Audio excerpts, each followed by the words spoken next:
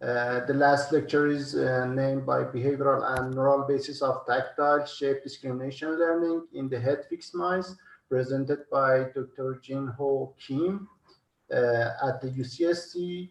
And this work, as I understand, published in the Neuron paper recently, in the Neuron Journal recently, and I think that it would be a very great talk. Let's start by Dr. Kim. Unmute your microphone, Dr. Kim, and start.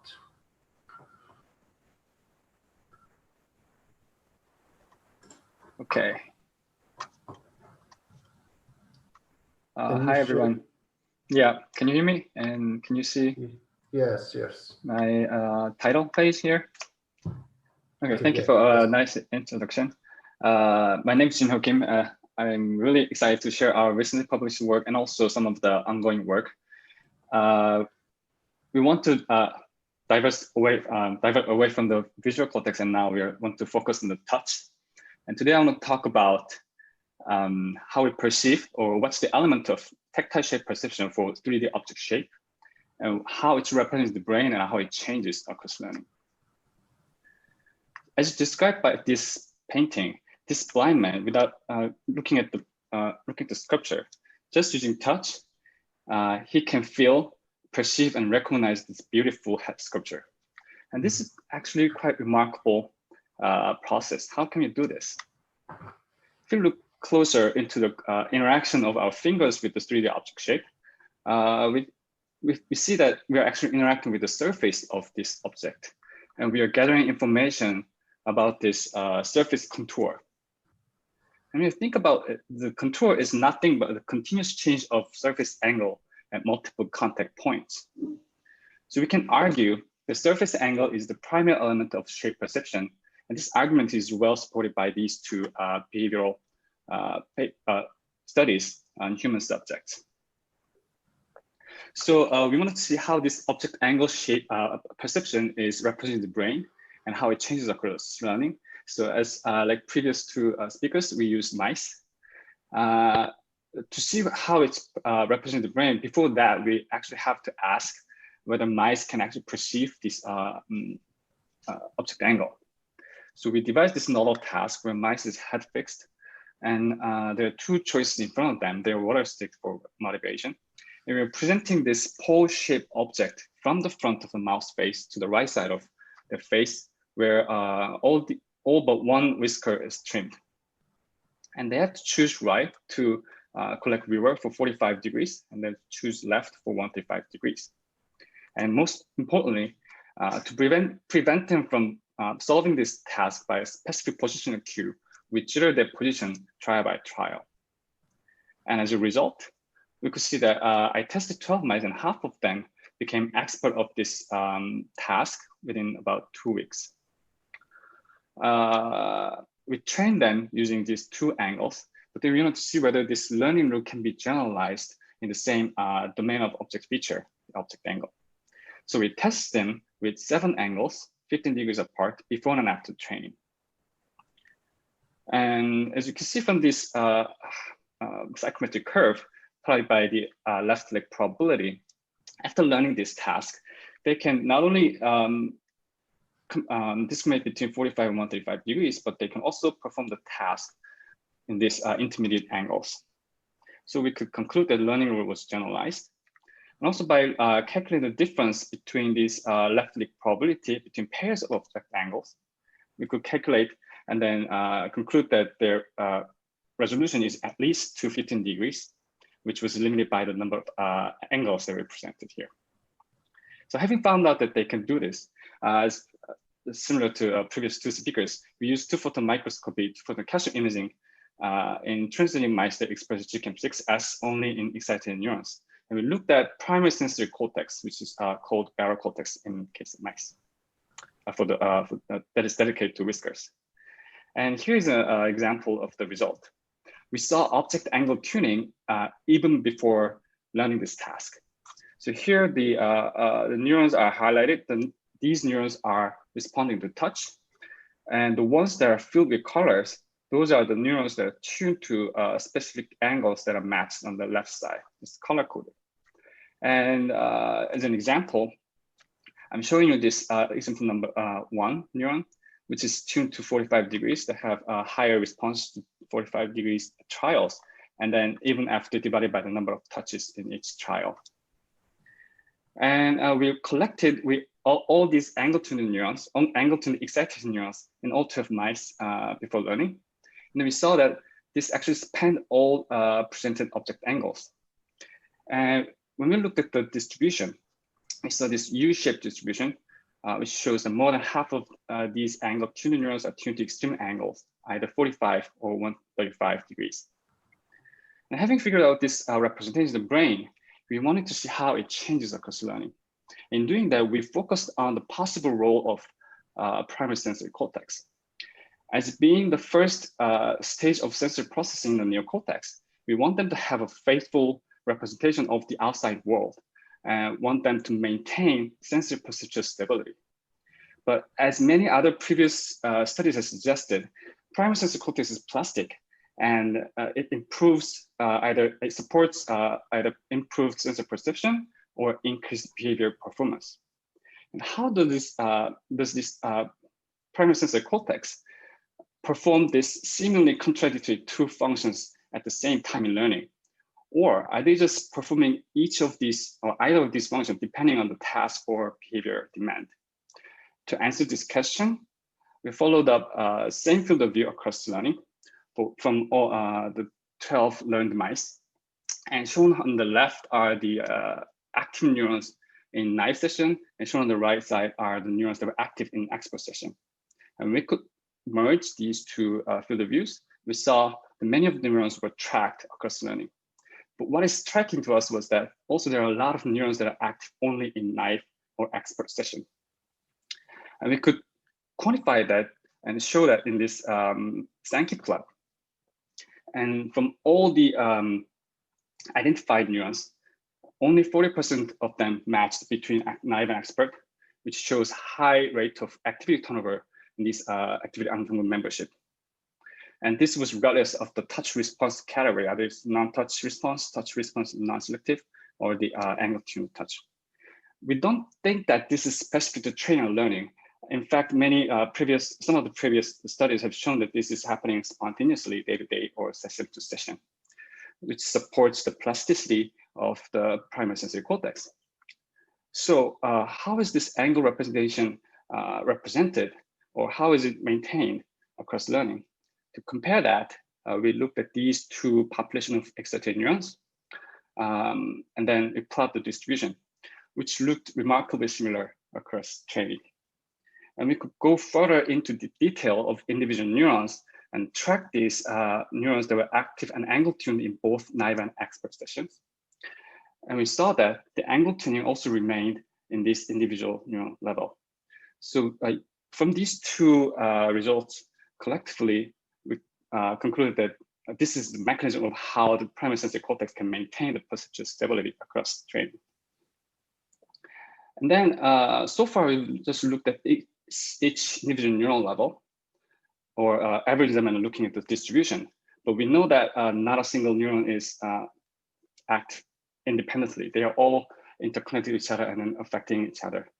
So we want to see how these neurons are representing the object angle in combination. To do that, we draw that, we represent each single trial as a single dot in the high dimensional space and then reduce the space, the dimensionality using principal component analysis. So important thing here is that one is we are just now looking at angle tuned neurons. And then each dot is representing the average response of single trial.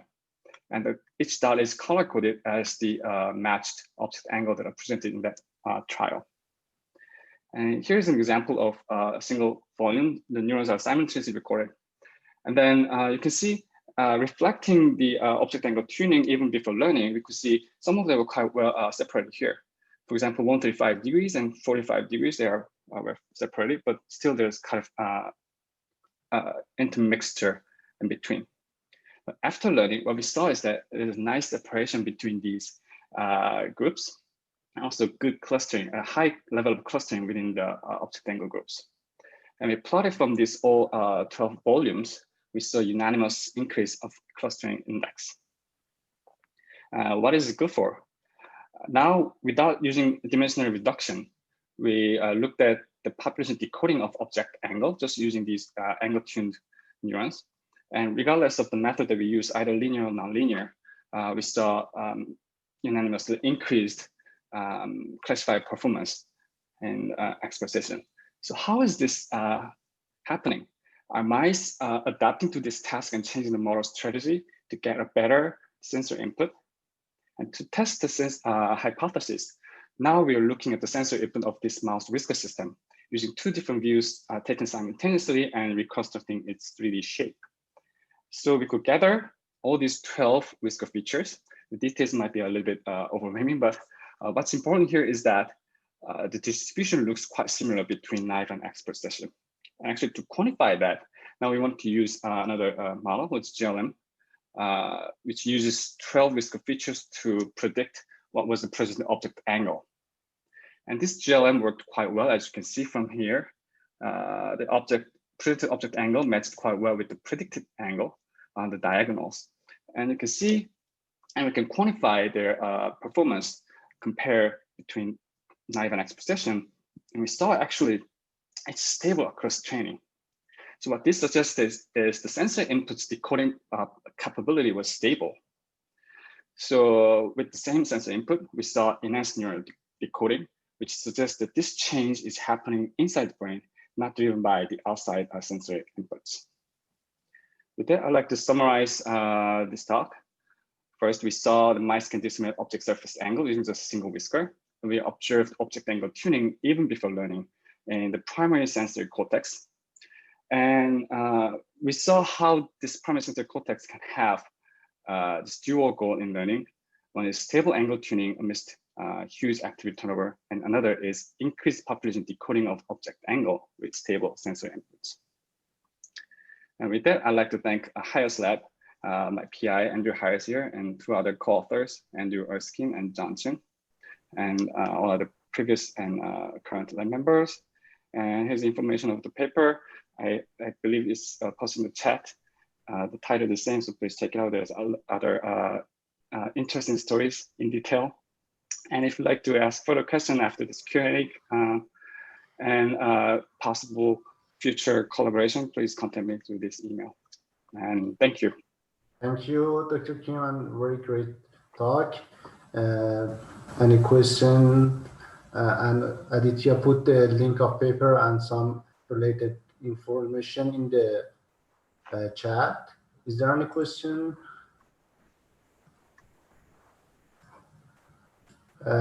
One question that I have, you compare for two mice image by how would be confirmed that two images were matched and the same neuron would be recorded in the comparing in the neural response of the mice.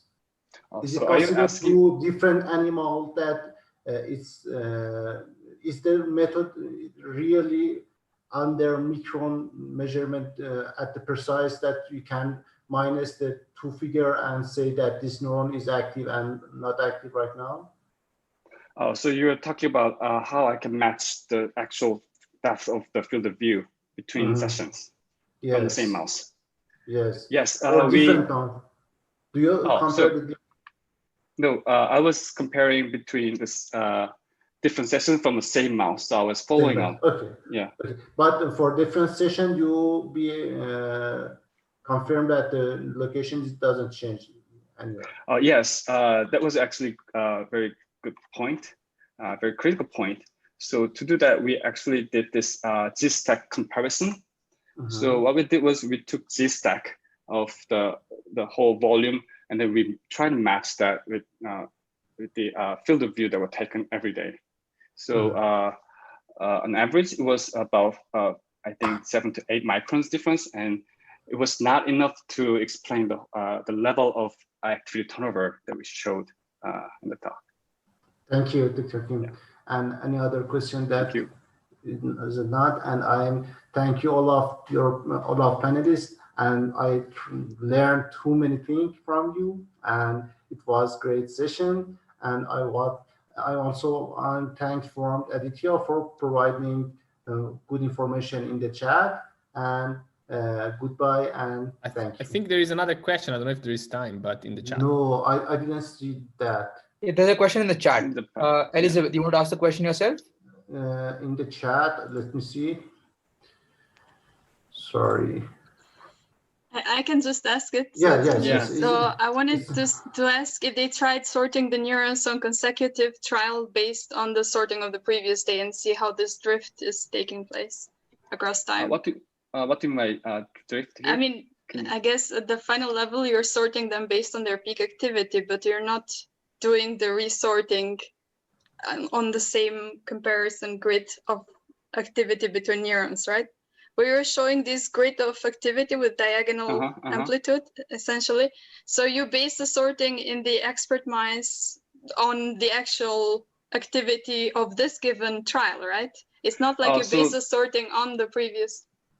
So that you mean the contingent table between looking at the predicted object angle. So that was actually using sensor inputs of the whisker shape change.